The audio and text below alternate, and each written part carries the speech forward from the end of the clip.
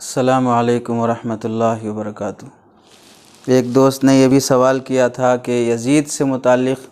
کیا عقیدہ رکھنا چاہیے۔ تو یہ سوال کی وجہ یہی ہے کہ بعض لوگوں نے حضرت حسین رضی اللہ تعالیٰ عنہ اور آل رسول کے قتل کا جو سبب بنا وہ یزید کا حضرت حسین رضی اللہ تعالیٰ عنہ کی خلافت کو نہ ماننا اور پھر شہید کر دیے جانے پر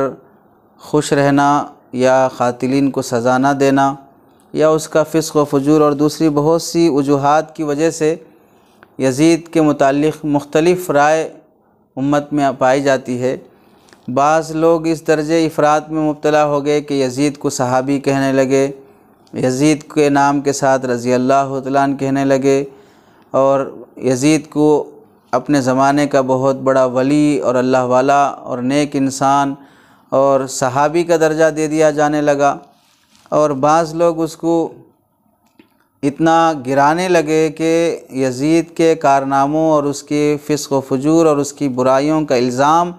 حضرت معاویہ رضی اللہ تعالیٰ عنہ پر ڈالنے لگے اور ان کو قصوروار، صحابی رسول کو قصوروار ٹھہرانے لگے۔ ظاہر سی بات ہے یہ بات بھی غلط ہے کہ کسی کو برا بھلا کہتے ہوئے صحابہ تک پہنچ جانا اور کسی کو بڑھاتے چڑھاتے صحابی بنا دینا، اور کہیں تو ایسا بھی ہے کہ یزید کے متعلق اچھے خیالات رکھتے ہوئے حضرت حسین رضی اللہ تعالیٰ عنہ کو غلط قرار دے دینا اور یہ کہنا کہ حضرت حسین رضی اللہ تعالیٰ عنہ نے غلطی کی، یزید کے خلاف خروج نہیں کرنا چاہیے تھا، یزید کے خلاف نعوذ باللہ بغاوت نہیں کرنی چاہیے تھی، جبکہ حضرت حسین رضی اللہ تعالیٰ عنہ کا عمل بغاوت والا تھا ہی نہیں ہے، کیونکہ یزید کا ابھی تسلط ہوا ہی نہیں تھا اور وہ پورے اجتماعی طور پر خلیفہ بنا ہی نہیں تھا، اور اس سے پہلے ہی حضرت حسین رضی اللہ تعالیٰ عنہ نے اس کی خلافت کو تسلیم کرنے سے انکار کیا ہے۔ بغاوت وہ ہوتی ہے جو خلافت کو تسلیم کرنے کے بعد اس سے خروج کیا جائے، جیسے حضرت نانوتوی رحمۃ اللہ علیہ نے فرمایا یہ رفع تسلط نہیں تھا بلکہ دفع تسلط تھا، یعنی وہ ابھی خلیفہ بننا چاہ رہا تھا تو اسے بننے سے روکنے کے لیے حضرت حسین رضی اللہ تعالیٰ نے کوشش کی تھی، چونکہ اس کے فسق و فجور اس وقت ظاہر ہوا جب حضرت معاویہ رضی اللہ تعالیٰ دنیا سے تشریف لے گئے، یا وہ پہلے سے فاسق و فاجر تھا لیکن حضرت معاویہ رضی اللہ تعالیٰ عنہ کو اس کا علم نہیں ہو سکا، اس وجہ سے اسے اپنا ولی عہد بنا دیا۔ تو یزید سے متعلق اس طرح کا خیال رکھنا، اور یہ بعض حضرات یہ بھی کرتے ہیں کہ مستقل اس پر لعنت بھیجتے ہیں اور اسے برا بھلا کہتے ہیں، گالیاں دیتے ہیں۔ اپنے اکابر کی تحریرات میں بھی اس طرح کی باتیں موجود ہیں کہ یزید کو پلید کہا گیا ہے، یزید پر لعنت کی گئی ہے، یزید کو بے ایمان بھی سمجھا گیا ہے، اور وہ ساری اکابر کی تحریرات کو ہم نے اپنی کتاب میں واقعہ شہادت میں ذکر کیا ہے۔ وہ کتاب آپ حضرات کے واٹس ایپ گروپوں میں بھی چلائی گئی ہے اور نیٹ پر بھی وہ کتاب دستیاب ہے، موجود ہے، واقعہ شہادت والی۔ تو اب یہ یزید سے متعلق معتدل رائے یہی ہے، درمیانی رائے یہی ہے کہ یزید کو کافر نہ کہا جائے، نام لے کر اس پر لعن طعن نہ کیا جائے، احتیاط زبان کو اپنی کسی کو برا بھلا کہنے سے خاموش رہا جائے۔ یزید کا معاملہ اللہ کے حوالے ہے، ہم کسی مسلمان کو اس کا نام لے کر جب تک کہ ہم کو یہ معلوم نہ ہو کہ اس نے کفر پر موت کی ہے، یعنی وہ کفر پر مرا ہے، فسق و فجور پر مرا ہے، جب تک ہم کو اس کا علم نہ ہو ہم خاص طور سے اس کا نام لے کر اسے کافر نہیں کہہ سکتے، اس پر لعن طعن نہیں کر سکتے۔ ہمیں اپنی زبان کو اس سے بچانا چاہیے۔ یزید سے متعلق اسی طرح کا افراط و تفریط ہو گیا کہ جب تک یزید سے متعلق بے ایمان ہونے کا، کافر ہونے کا یا اس پر لعنت وغیرہ بھیجنے کا معاملہ نہیں ہوتا ہے، اس وقت تک اہل بیت کی محبت اور ادھر آل رسول کی محبت ظاہر نہیں ہوتی ہے، سمجھ میں نہیں آتی ہے۔ اس طرح کی بات بالکل نامناسب ہے۔ جمہور اہل سنت کے نزدیک یہی نظریہ ہے، یزید فاسق تھا، یزید کی شخصیت مجموعی طور پر امت مسلمہ کی نظر میں اچھی نہیں تھی، تحریروں اور تقریروں میں جا بجا یزید کے غلط کارناموں کا غلط حرکتوں کا ذکر کیا گیا ہے۔ مختلف کتابوں میں یزید کا فسق اور اس کا گناہ اور اس کے گانوں کا شوقین اور اس کا نماز چھوڑنا، شراب کا عادی ہونا، یہ سب باتیں ذکر کی گئی ہیں، تاریخی حقائق ہیں۔ حضرت مولانا مفتی شفیع صاحب رحمۃ اللہ علیہ نے شہید کربلا میں تفصیل سے ذکر کیا ہے۔ تو یزید کے بارے میں آج کل جو افراد تفرید پایا جا رہا کہ یزید کی محبت میں اس حد تک نکل گئے کہ اس کی تعریف کرنے لگے، اہل سنت والجماعت کی علامت کی نشانی اسے سمجھنے لگے، اور کہیں اسے خلفائے راشدین میں سمجھا جانے لگا، کہیں اسے خلفائے عادلین میں سمجھا جانے لگا،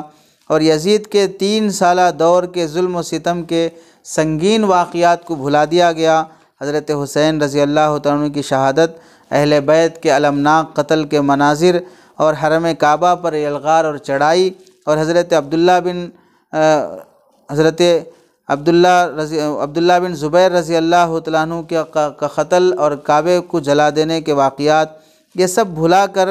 حضرت حسین رضی اللہ تعالیٰ عنہ کو باغی کہہ دینا، حضرت عبداللہ بن زبیر رضی اللہ تعالیٰ عنہ کو باغی کہہ دینا اور یزید کو چڑھا دینا، یہ بالکل نامناسب بات ہے، صحابہ کی شان میں توہین ہے، غیر صحابی کو صحابی قرار دینا بھی ایک طرح کا گناہ ہے۔ حضرت حسین رضی اللہ تعالیٰ عنہ کو باغی کہہ دینا کس درجے گھناؤنی بات ہے، اور آل رسول کی شان میں کس قدر توہین ہے۔ حضرت حسین رضی اللہ تعالیٰ عنہ، حضرت حسن رضی اللہ تعالیٰ عنہ جنت کے نوجوانوں کے سردار ہیں، وہاں کی سرداری جسے نصیب ہو رہی ہو وہ دنیا میں بدرجہ اولیٰ سرداری کے حقدار ہیں۔ یزید کے مقابلے میں تو لاکھ درجے سرداری کے حقدار حضرات حسنین ہیں اور تھے۔ اب یزید کو بڑھا کر حسنین کو گرا دینا بہت غلط بات ہے، اور یزید کا نام لے کر لعن طعن میں لگے رہنا اور اسے فاسق اور فاجر کہتے رہنا، کافر کہنا، ملعون کہنا، اس سے بھی کچھ فائدہ ہونے والا نہیں ہے۔ اعتدال کی راہ یہی ہے کہ یزید کی تعریف بھی نہ کی جائے، اس کی مدح سرائی سے بھی بچا جائے، یزید کو یقینی طور پر کافر بھی نہ کہا جائے، یزید کا نام لے کر لعنت کرنے سے بھی بچا جائے۔ یزید کے متعلق متعین طور پر احادیث میں بشارت نہیں آئی ہے، کوئی اس کے بارے میں فضیلت نہیں آئی ہے، بشارت کلیہ اور کلی قاعدے کے تحت میں داخل ہے۔ تو حقیقت یہی ہے، یزید کے فسق اور اس کو برا بھلا کہنے کی بحث میں لگے رہنا اور اس میں اپنا وقت ضائع کرنا اچھی بات نہیں ہے۔ یزید کی شخصیت کا مسئلہ کوئی ایمانیات کے درجے کا بھی نہیں ہے کہ اگر کسی کو اس کی شخصیت کا علم نہیں ہوا، اس کے کارناموں کا علم نہیں ہوا، اور وہ یزید کے بارے میں متعین طریقے سے فاسق اور فاجر ہونا، نیک ہونا کچھ بھی معلوم نہیں ہوا، اگر یزید کون تھا پوری زندگی معلوم ہوئے بغیر بھی ہم چلے گئے، ہمارے ایمان میں خرابی نہیں آئے گی، ایمان کمزور نہیں ہوگا، آخرت میں اس متعلق سوال نہیں ہوگا، آخرت میں اس متعلق پکڑ نہیں ہوگی۔ تلک امۃ قد خلت لہا ما کسبت ولکم ما کسبتم ولا تسألون عما کانوا یعملون، گزرنے والے گزر گئے، ان کے اعمال ان کے ساتھ، تمہارے اعمال تمہارے ساتھ، تم سے نہیں پوچھا جائے گا کہ ان لوگوں نے کیا کیا، ان لوگوں کی بدعمالیوں اور برے کارناموں کے آپ ذمہ دار نہیں ہوں گے۔ اس واسطے یزید کو بڑا چڑھانے سے بھی بچا جائے اور اسے متعین طریقے سے لعن طعن کرنے سے بھی، کافر اور ملعون کہنے سے بھی بچا جائے۔ فتاوی رشیدیہ میں اور مفتی رشید احمد گنگوہی رحمۃ اللہ علیہ سے اور مفتی شفیع صاحب رحمۃ اللہ علیہ سے، مختلف اہل فتاوی سے، اکابر سے پوچھا گیا کہ اس کے متعلق کیا عقیدہ رکھنا چاہیے، لعن طعن کرنا چاہیے، تو ان حضرات کے جواب کا خلاصہ یہی ہے، تم اپنے ایمان کی فکر کرو، اپنے اعمال کی فکر کرو، یزید کے متعلق تم سے سوال نہیں ہوگا کہ وہ کیا تھا کیا نہیں تھا، میں بچ جاؤں، میری آخرت بن جائے، میں پکڑ سے محفوظ ہو جاؤں تو میرے لیے غنیمت ہے، میرے لیے یہی کافی ہے، چہ جائے کہ میں یزید کی پکڑ اور اس کے کفر اور اس کے ایمان کی فکر کے بارے میں پڑھا رہوں اور اس کی بحث کے بارے میں لگا رہوں۔ اس واسطے یزید کے بارے میں نہ غلو کیا جائے اور نہ ہی تفریط سے کام لیا جائے، اپنی زبانوں کو احتیاط میں رکھا جائے، یہی جمہور امت کا اعتدال والا مسلک ہے۔ باقی اکابر کی تحریرات جو ہم نے اپنی کتاب میں جمع کی ہے، اس میں تمام اکابر کے فتاوی کو ذکر کیا ہے، جس میں بعض حضرات نے